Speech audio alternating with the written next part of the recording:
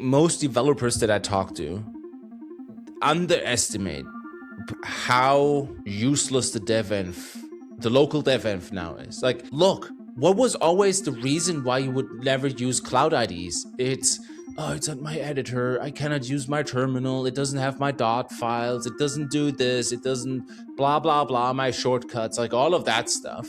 But now it turns out I don't care about the text editor shortcuts anymore. I don't care about my shell tab completion anymore. I don't care about the language server anymore. I send prompts to my agent and then review the work. If you start from first principles, a lot of people miss that the reasons why they think local dev is required, they're obsolete.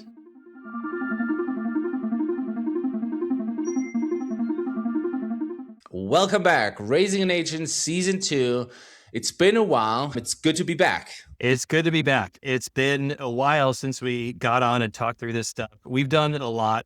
We went heads down. We rebuilt AMP.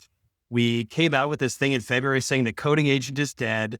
And then now we're back shipping constantly. Now, we didn't do nothing. We were heads down building, and we'll talk about, what we built, what made us radicalized and want to go in this heads down mode. And then we're also just, growing a lot, because it turns out in this funny world, when we think that what we have, the current tech tree, is obsolete, that actually is when it's just starting to hit the mass market and the growth is really strong. So it's really weird. This market is really weird. Yeah. So to recap, in February, we said the coding agent is dead. And what we meant was that the coding agent, as most people have used it in the prior 6 months, where you have it in the sidebar of the editor or like one terminal pane, or maybe 2, 3, but you manage them and you actively put context in and out, and you have like your custom slash commands and all of this.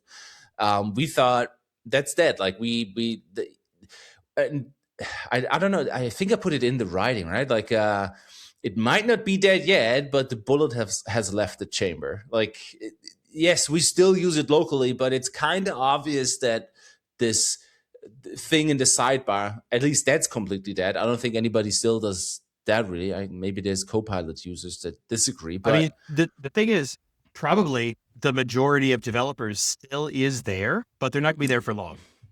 Yes. Yeah, I think so. I think, yeah. And I mean, go back to the first episode here. Like, if this is not about the majority of the, like, we're not talking about like the 90% of what's coming, but we've been pretty good in, being somewhere where the majority then will catch up. So yeah, we said like coding agent is dead. And from our perspective, the next logical step would be one layer up or one level up, where you don't have to manage a single agent and worry about like, context stuff and so on. So we went one layer up and thought, okay, the models are now so good. What does the next layer look like? And then we rewrote AMP based on this. And we came out in May with AMP Neo. That was our release or code name for the new version of AMP. It had compaction, which I'll get to in a second. It is remote controllable, and still has compaction, sorry. It is everywhere controllable from the web, from your phone, from your TUI, and it has a plugin API, so you can customize it, because it turns out agents are really good at writing plugins, and a lot of stuff that previously went into the harness, an agent can now whip up. But just to drive the point home, where we were and where we are right now, I think Lewis published his in December, maybe last year, about the 200K context window is enough. I think it was in November. I'm relatively sure. And we had our first version of what came to be known as AMP Neo in March, I think. Like, we were pretty fast on using the new thing. It took us a while to ship it, which we can get to in another episode. But in that new version, we had compaction, because we realized the models are not good enough at compaction. They don't lose track as before, and they don't go off the rails after compaction and whatnot.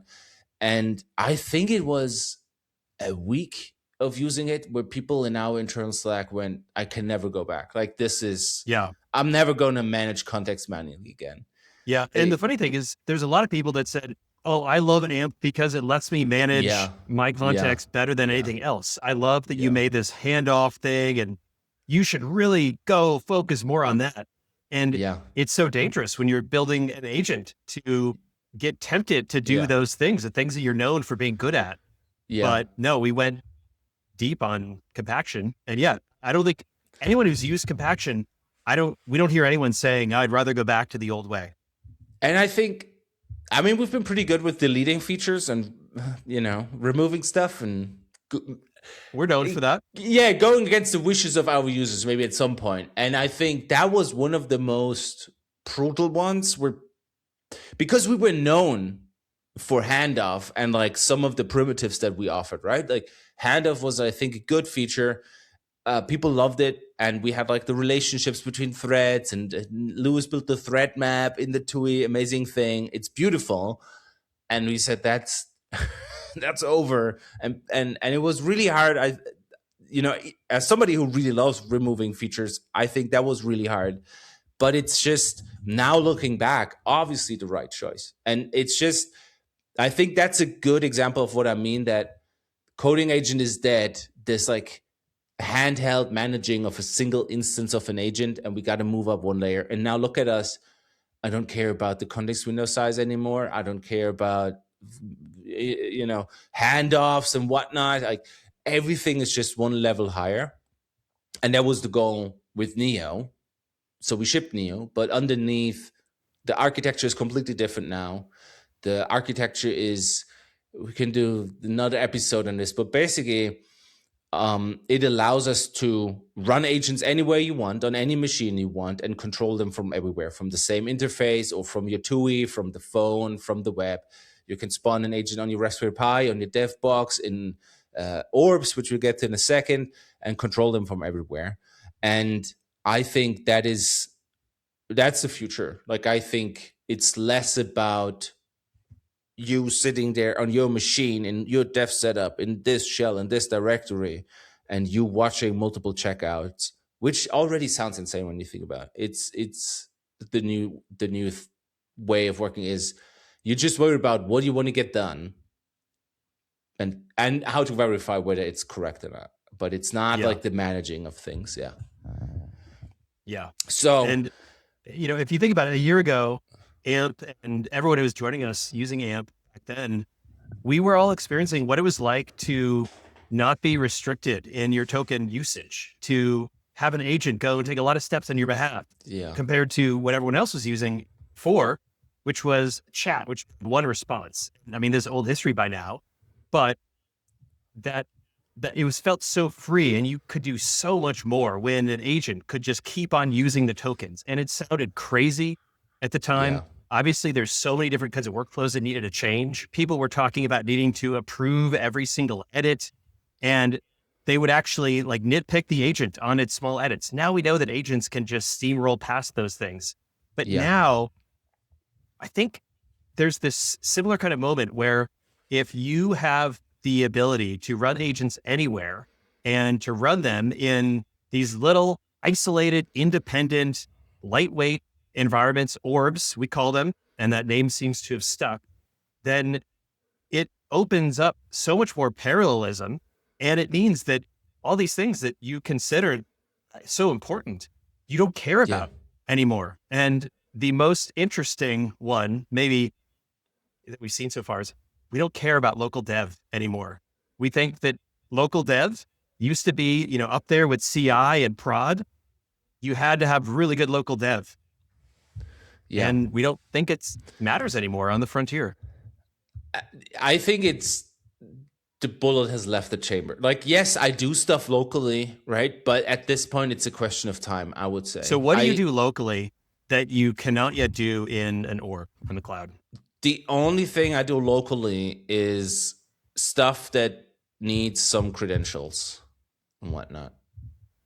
Some credentials that we've not yet been able to safely get like into an production database access and something like that. Where, might be we need to figure this out still. But I just to set the scene, we jumped in this real quick. So in the last 6 weeks, we launched AMP Neo, we launched a new web interface where you can manage all of your threads from anywhere, web, phone, whatever. And then 3 weeks ago, I think 3 weeks ago, we launched Agents in Orbs. And Orbs is our name for what others might call faster startup, quick, ephemeral, isolated sandbox. So what we have in our model is you start a new thread and you get a new orb attached to it. And it's not like you have a single orb or 5 orbs or 3 orbs and you pick and start threads in them. No, you start a new thread from amcode.com. You select your project, your repo. It boots up an orb. It should be relatively quick. Your repo gets cloned,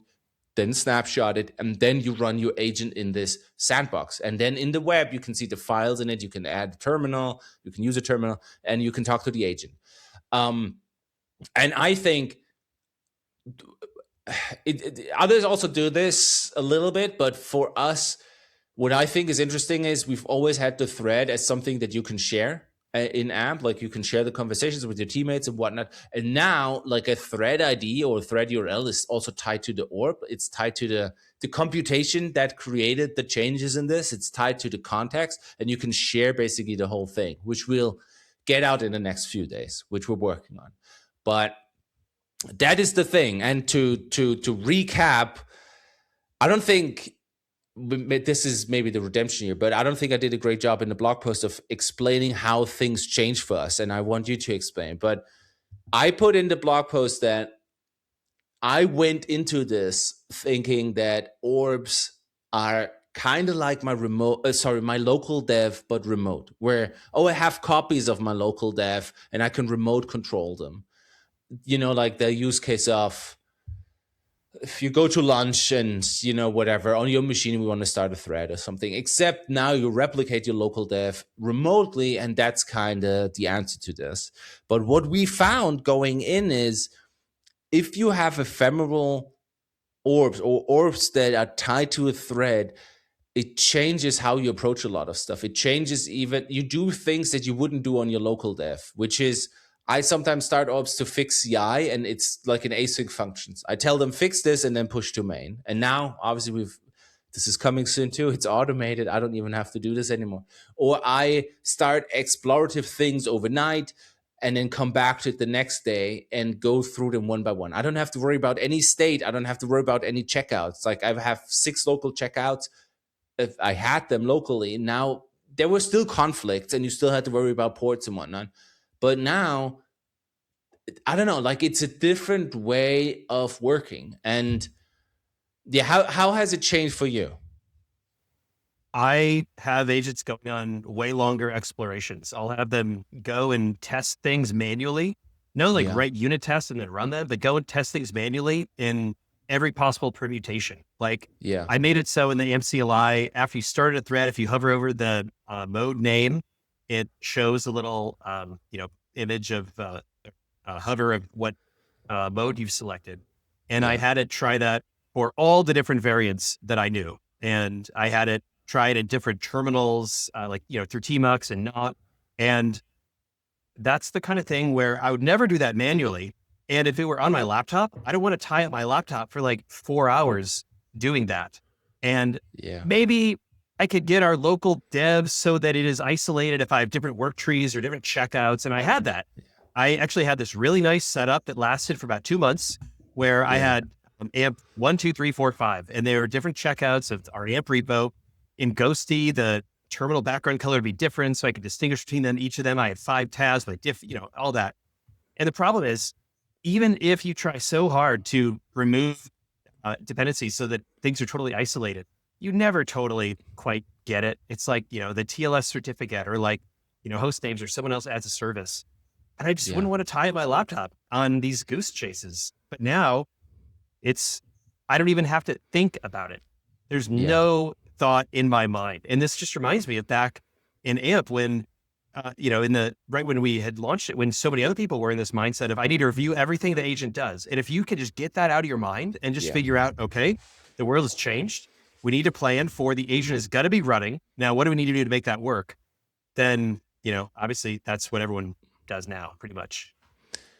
the force underneath this that makes it possible is the model's just getting tremendously better in the, last 6 months. Like, I think it started with GPT 5.3 that started to turn the tide, and then 5.5, Fable, obviously, and now 5.6.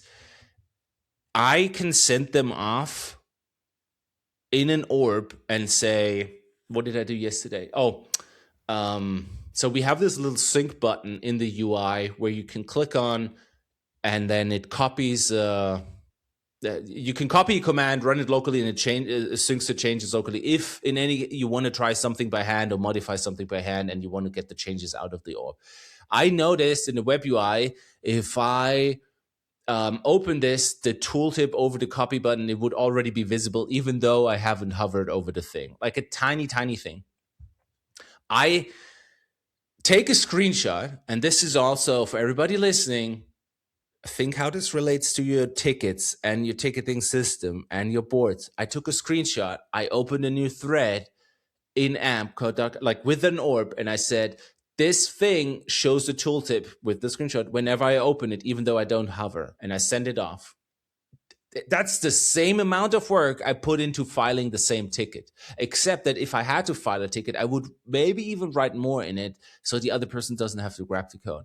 And then I think I was on a call with the customer, and then after the call, I look and I see unread message, and I go on it, and it's fixed it. Like, I'm pretty sure it fixed it, and it says like, here, I try to confirm this. This is this. Here in the storybook, it's this. It was this attribute, and it did it. And it's just, yes, I could have maybe done it myself. That's what a lot of people say. Like, oh, you could have done this yourself. It's just a one-line change. But this, I just wrote the thing, sent it off, and it came back and did it. And that's a tiny, tiny example, but it can do this now with huge changes too, where you're like, for example, we shipped the AMP runners or AMP no TUI, where you can run AMP the CLI in a headless mode without a TUI, and it connects as a runner, and then you can spawn new threads on this. So you can, if orbs are the cattle, then this is the pet case, and you have your Raspberry Pi, which I have, and you can start threads on it.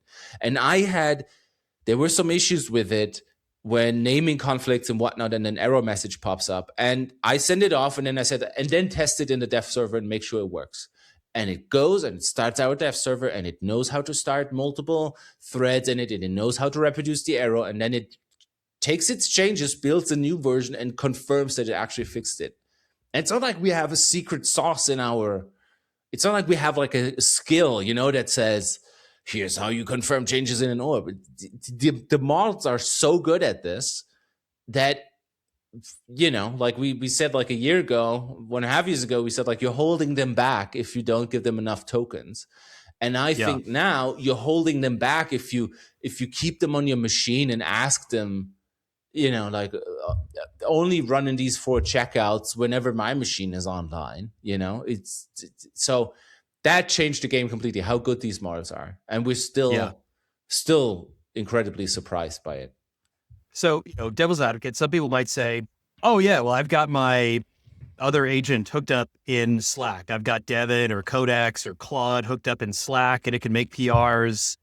Like, are we saying that AMP's orbs are better or different, or how do we see the future differently from everyone else? I think a lot of other companies underestimate where this is going. I think most people treat cloud agents as the more intelligent version of Dependabot. There's a pull request, then go look at the pull request and leave some comments, and then do the following, and then that's like, it's deterministic harness for these models and event-based, and that's cool, and you want this, and you want automation, and we're going to ship this, and it's already running locally, and Hitesh has some amazing stories to tell here.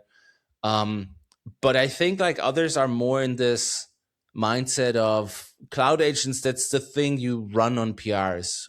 But I think in our case, it's more, this is the obvious next generation of coding agents. This is where this is going. But it's killing what's local your dev. answer? Yeah, this is not. I heard a lot of teams that say, "Oh, that's for the nitpicks with the typo fixes, or when there's something in the logs, it'll go and do the draft PR.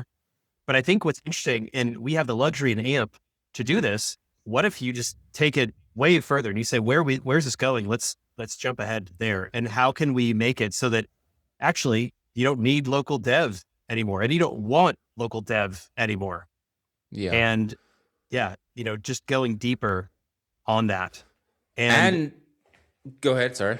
It's hard if you have not garbage collected a lot of the concepts in your product over the last year. They become obsolete really fast. Yeah. I mean, there's still some products that still have tab complete, that are still based on editors, that still have maybe half their users using that. And just think of the distraction. So for us, our advantage is, thanks to everyone who uses AMP, who's on board with this, we want to be the fastest to kill features that no longer make sense. We got to earn your trust so that you actually follow us on the frontier. But if so, then I think that this new era, when you can have parallel agents running, I think if you're willing to be on the frontier here, if you're willing to make your code base work, your dev workflow, your team work with this, I think you're going to get way more out of this leap than even, going from like tab complete to agents. There's one thing though that is interesting about our own team and a few other teams out there that mean we have very different experiences. So on the AMP team, we all use it, and you can bet that our code base works incredibly well with all the features of AMP, for like the dev preview servers via portals, which is something we'll ship soon, and the setup script. It works really well. Like our Slack integration, which we're going to ship soon, all these things. If you're using like 17 different agents at your company, where, each person kind of manages a different one's setup, and, it's going to be janky. Like even the Slack bots are going to be fighting with each other sometimes. Also, if you look at like the OpenAI team, they all use Codex, and Codex works so well for them. I imagine Anthropic, using Claude stuff, it works so well for them. And it's this interesting thing too, where up till now, the coding agent has been a single player tool. And that means that, you can drop Claude Code or AMP or Codex CLI or anything, the desktop app in your repo is probably going to do like an amazing job. But, when it needs to actually run things in the cloud, there's a little bit more setup required. It's a little bit more collaborative. And so I wonder if this is going to mean that actually you're going to make this decision as a team rather than as individuals. Yeah, that's a good point. I think it's also going to take the lift might be bigger to get people off their local dev. I think with, I think a lot of people listening to this probably want to get off local dev, but then they are probably thinking, how do I get the rest of my team off local dev? Or our dev env requires this, and it would require this, and I can't get it to work in something else, and would require blah blah blah. And also or security. My company will never allow using orbs or remote VMs. And I think that there's not a lot of nevers left. I think a lot of them have already been broken in the last 12 months. And to underline one point, I think most developers that I talk to underestimate by a factor of whatever, 10x, how useless the local dev env now is. Like, I did a poll internally here last week, I think, where I asked how many of you, like on the AMP team, write code by hand, and I put like 3 options. I think 99%, then 90 to like how much is AI generated, right? Like 99% of my code plus, or between 90 and 99, and then less than 90 or something. And I think Cam then hit the button, say below 90. Like he's like, I still write like 10% by hand. And then I pressed him and I was like, what type of code do you write by hand? And he immediately, he's like, actually, now that you like, it might be 90 plus. Like, and then Tim and Lewis, they were like, I haven't opened the editor in months. Like, I don't do this. Lewis says, like, I'm only in orbs now. This does everything I need. Like, why would I not? Like, why would I go back to local dev? And I'm saying this because, look, what was always the reason why you would never use cloud IDs? It's, oh, it's not my editor. I cannot use my terminal. It doesn't have my dot files. It doesn't do this. It doesn't blah, blah, blah, my shortcuts, like all of that stuff. And using a cloud IDE always felt like, what's it called? Like at the ferry, these little things where you drop a coin in and then you have to remote control the thing to get the plushie toy out, you know? The grabber orbs. It's so laggy. Yeah. Yeah. And then it's like, this is what cloud IDE felt like. But now it turns out I don't care about the text editor shortcuts anymore. I don't care about my shell tab completion anymore. I don't care about the language server anymore. Like all of the local, like what do I do? Like I send prompts to my agent and then review the work, and I can do this in orbs. Like they're really good at doing stuff in headless machines. Like they can use a browser, they can use Playwright, they can give you videos and screenshots. Like they can. We're going to release this soon. Also, meta note, tiny meta note. We've been releasing stuff because we got sick of not being able to talk about what we use daily. And now I notice in this conversation alone, we mentioned 5 things. I know.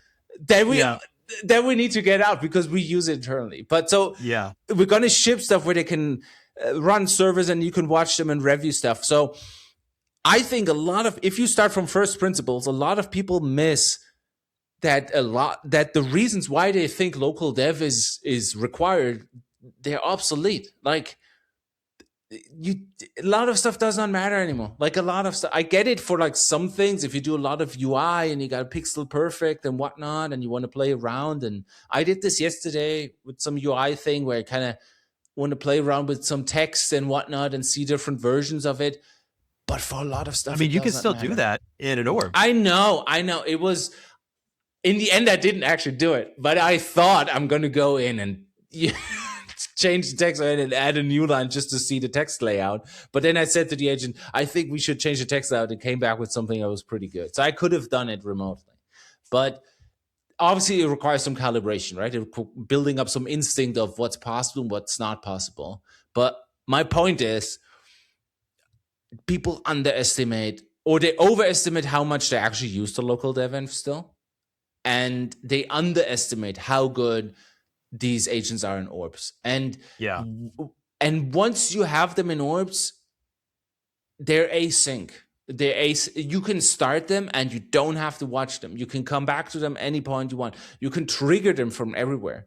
The amount of paper cuts I fixed via phone by taking a screen. Somebody sends me a Twitter message like, hey, what is this? I take a screenshot, drop it in a thing and said, like, can you fix this? And then push to main and it goes and fixes it. And that's just... Actually, so that's another thing.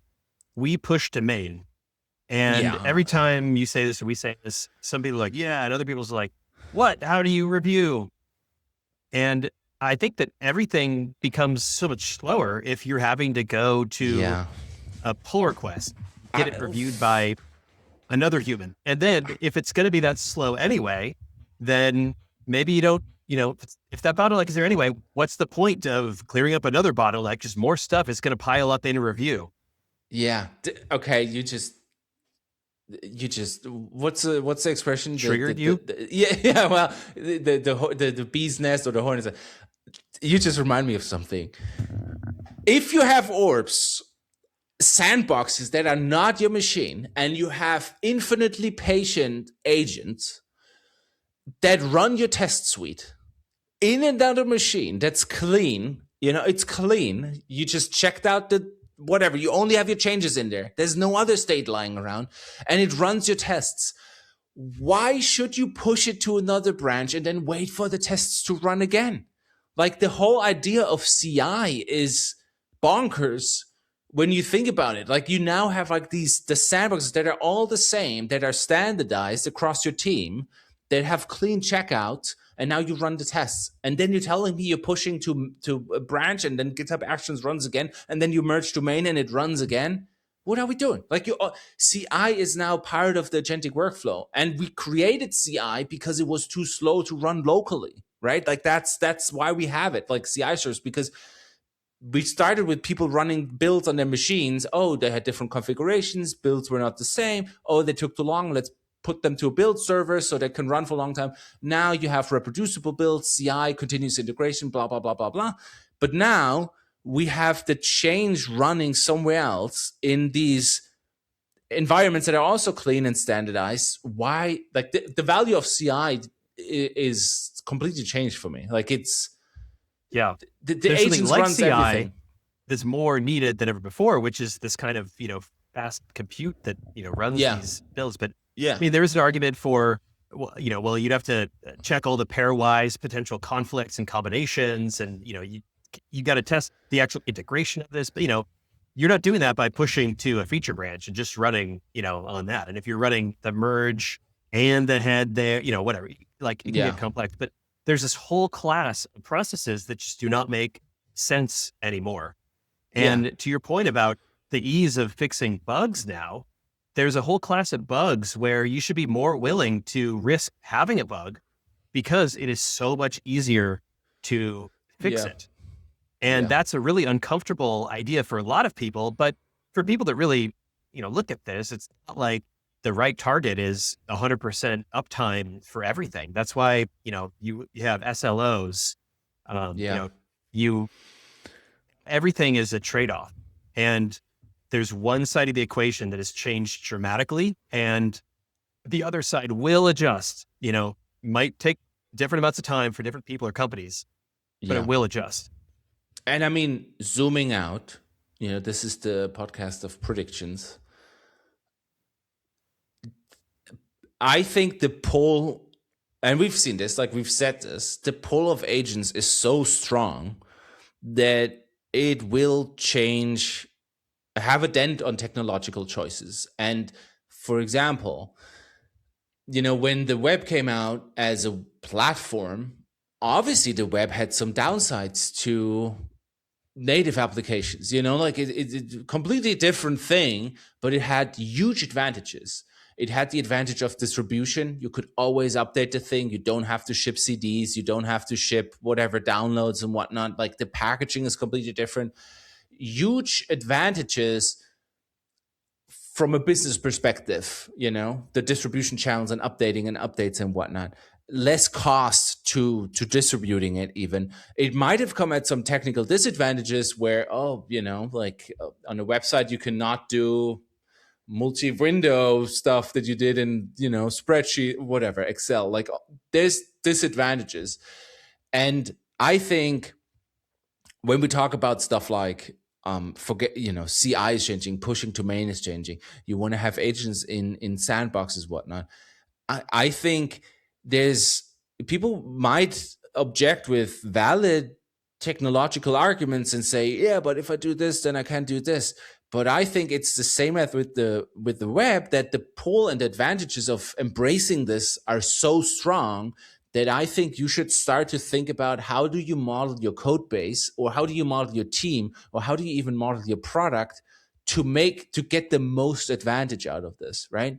Like if I were to create a new software company, would I pick a product or a business where I think I need 5 people bound to 5 physical machines and only those can work on it at the same time? Or will I pick something where I know that I can leverage agents as much as possible because they can constantly ship and do, whatever? Like, would I pick Yeah. Well, you something can with even a take it 6-month further. release cycle?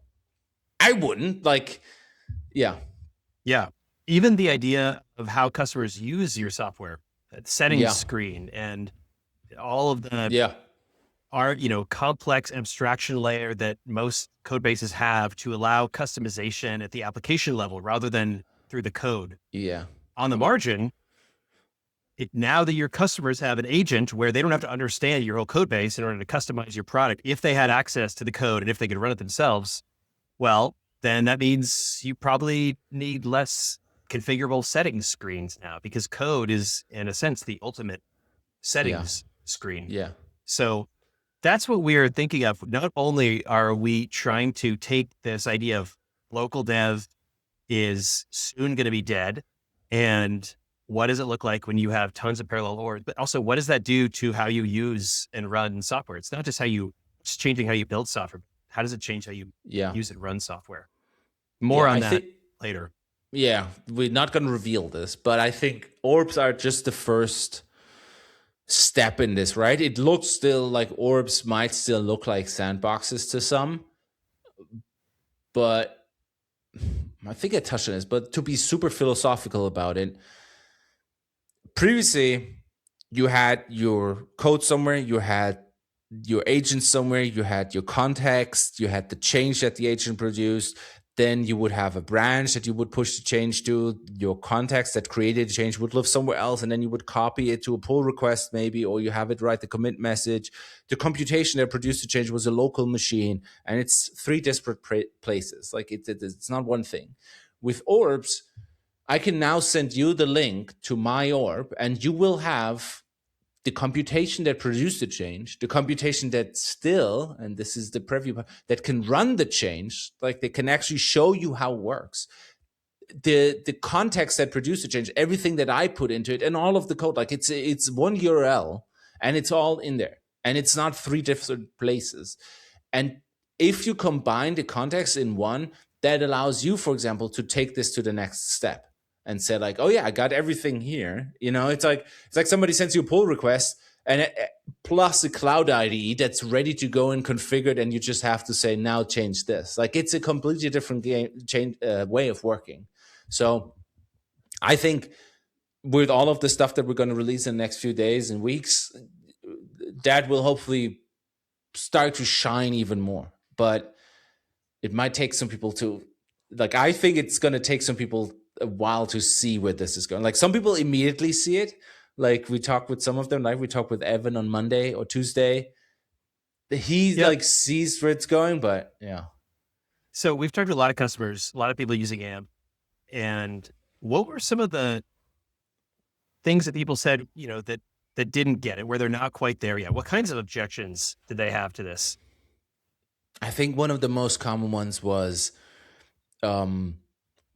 we can't get our dev to work in orbs because it uses, I don't know, 15 services or whatever, or we need to VPN into some things, or like their dev sounds like a pet type of thing where it's really elaborate and whatnot, and they don't see how it can work in orbs. I think that was one of the most common ways and common objections. And And so for people who are in that world, walk through when they're going to have a realization that they don't need to live under that limitation, why they're going to have that, what they need to do to change. And if you're yeah, a dev in that position, how you can help your company see the light. that's a tough task. I'll try. I'm pretty impatient, so I'm like, in all of these conversations, I have to really hold back so I don't go, guys, like this is dead. Just jump to the end thing. But I think what people truly have to see is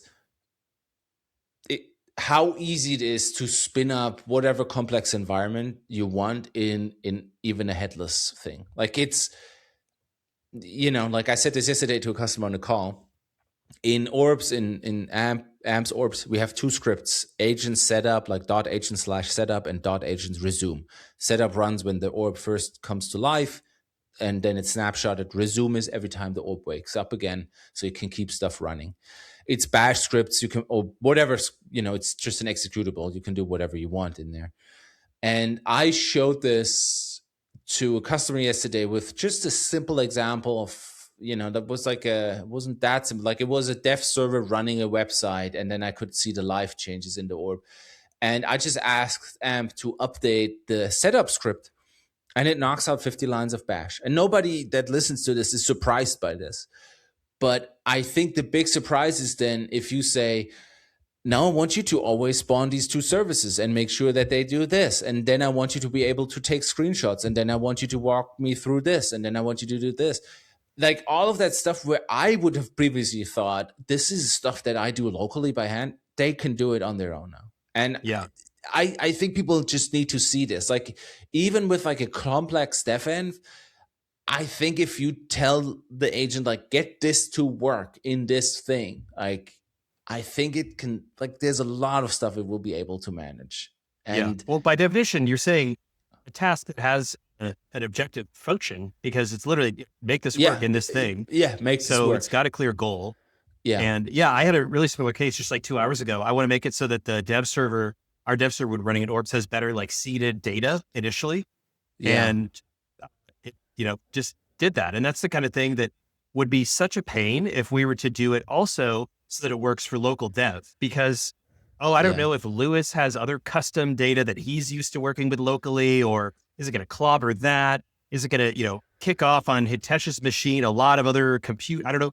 And once you don't need to worry about local devs, and think about it, if you're the central dev tools team who's responsible for doing like the local dev setup, you don't have to worry about Oh, all that's a good these point. different Snowflake machines. That's a You good just have point. to target one environment and you get instant feedback, and it's going to work the same for you as it's going to work for everyone else. If something Yeah. doesn't work, then you can literally see what didn't work, or you can just tell the agent, find all of the other threads from my team where something in the setup failed, categorize those things, tell me which one is the most high impact to fix first and fix it. And it'll just do that.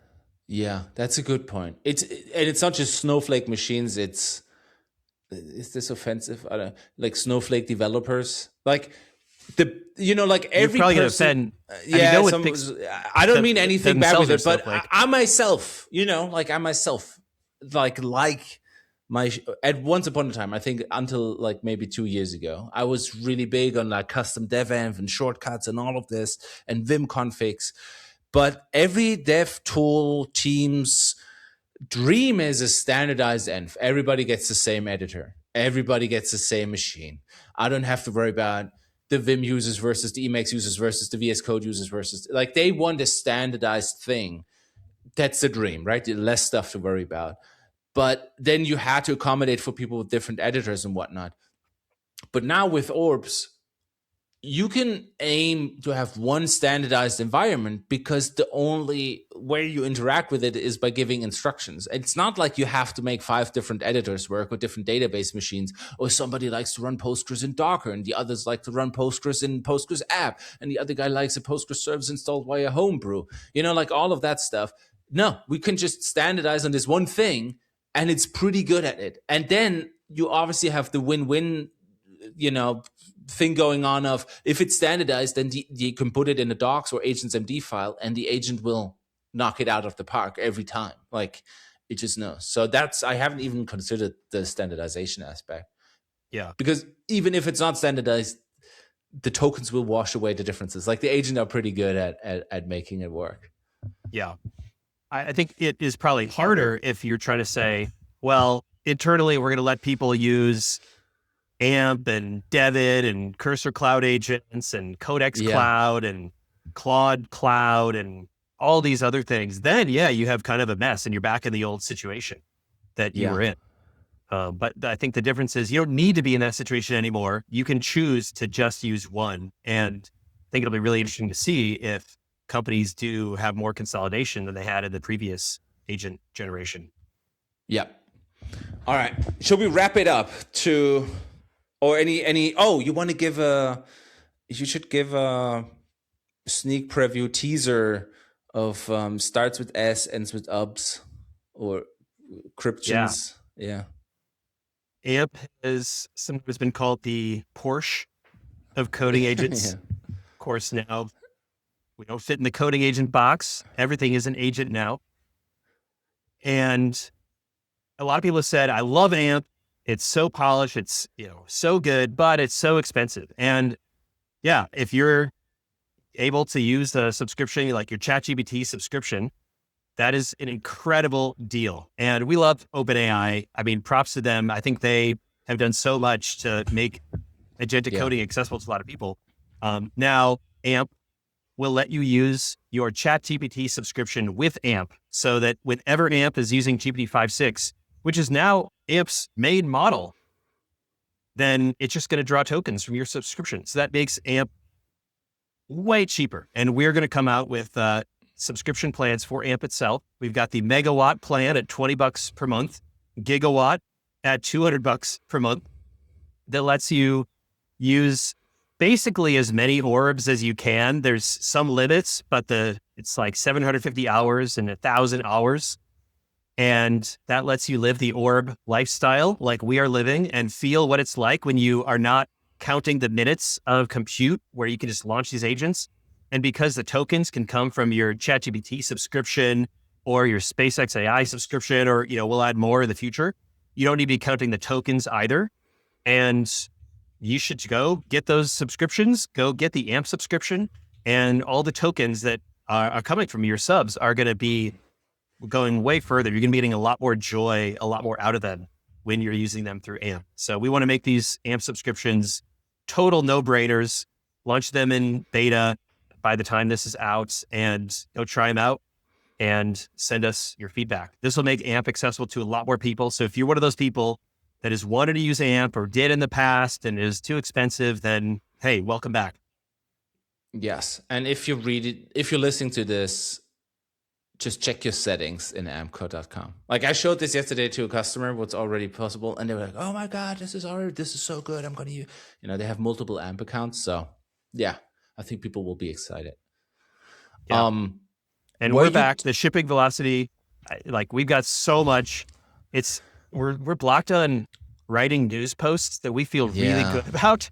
And it's hard because it is so engaging to just build more stuff that we use and make AMP better for us and for other people using it.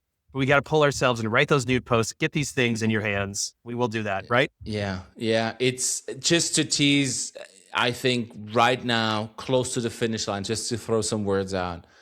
Automation, portal, Slack. Desktop. 2 things called desktop. Mobile. Puck, it's called. What do you say? How do you pronounce it? Puck. Do you pronounce it Puck? I say whatever. I guess we got. You say no. I gotta. You say Puck. German. Puck. Yeah, it's a German. I'm an American. Puck. Yeah, I need to figure this out. But so all of this is so close to the finish line.